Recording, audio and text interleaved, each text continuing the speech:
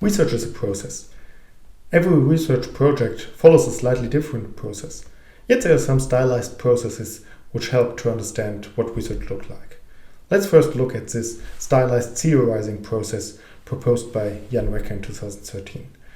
It starts with existing knowledge. This can either be scientific knowledge, practical knowledge, whichever form of knowledge. But typically theorizing, building a theory, starts with knowledge. Based on that knowledge, you build a set of assumptions. From that, you develop a set of propositions. Then you operationalize the constructs to variables. You develop hypotheses from the propositions. You test the hypotheses against data, and thereby you test the propositions against data. From that, you get validated principles. Either the data supports your hypotheses and thus your propositions, or it refutes and extends your hypotheses and thereby your propositions, and then you have new refined propositions. From that, you develop or revise your overall theory. This leads you to modified assumptions and then to new knowledge. Now, new knowledge generated with the scientific methodology, new scientific knowledge.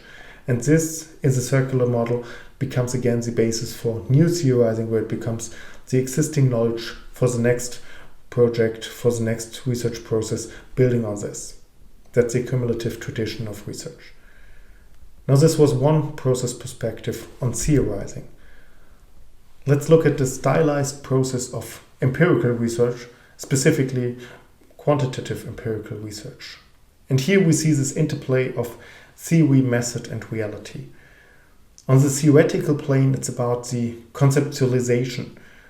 On the methodology, it's about operationalization and data collection. And the primary issue is measurement. How do you measure the constructs on which you theorize? And here it's about the shared meaning, that really the operationalization, the variables you use, have a shared meaning with the concepts you want to measure. And then there's the reality, the real world domain, with the phenomena you try to study. And there you apply measurement with your methods to measure something about the real world. And here it's about the accuracy of the measurement. And so you have the three interlinked elements in quantitative empirical research. Finally, let's look at a more detailed exemplary process of empirical research. It has these different elements: first the exploration, then the research design, and the research execution.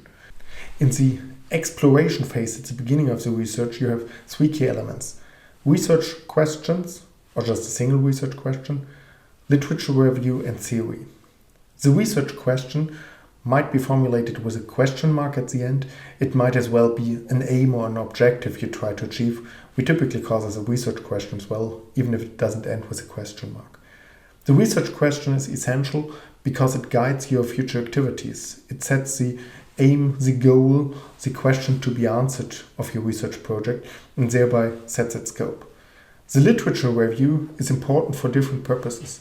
For one, remember that I said theorizing typically starts with existing knowledge. And you get this existing knowledge, for example, from academic literature. That's why you identify literature.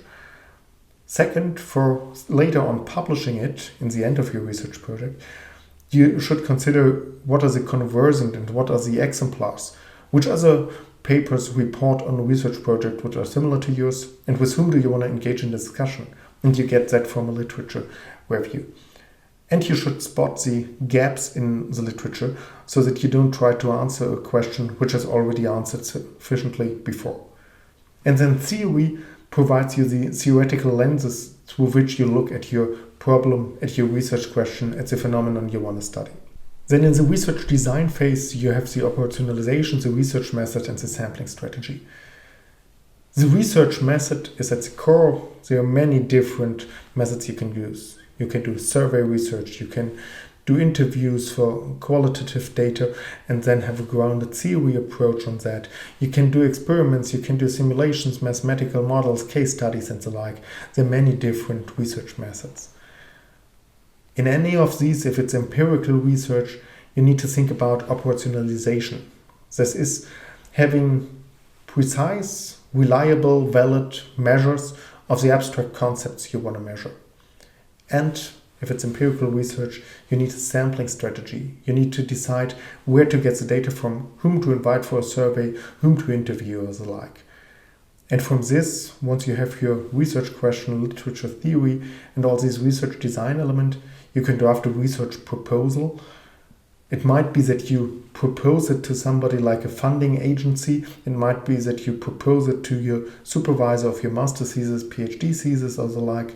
Or it might be that you simply summarize it in a proposal and expose for yourself, for really sorting out your thinking and bringing it to paper and seeing whether your logic makes sense yourselves. From that on, we move to the research execution. Typically, you will have some pilot testing of your interview guide, your survey items, whatever format you use for capturing your data. Then you enter the full data collection and data analysis, be it analysis of qualitative or quantitative data or both. Once you're done with the research execution, you write a research report, you submit your master's thesis, your PhD thesis, a paper to a conference or to a journal. If you want to learn more about these research processes for research, for theorizing, then I recommend these two sources. What you see on the left-hand side is the cover page of the book Social Science Research, Principles, Methods and Practices, which was published in 2012. It's open access. You can access it in Scholar Commons, USF, EDU, OA Textbooks 3 for free. It's about 150 pages, easy to read, informative and highly recommended. On the right-hand side you see the book Scientific Research in Information Systems, a beginner's guide from Jan Recker, published in 2013, 176 pages, so about the same length. And many of the elements which I described here in this video, I have on other slides and in other videos, are from these colleagues. So if you want to know more about these research processes, about the theorizing process, or other elements related to information systems research, I recommend these two books.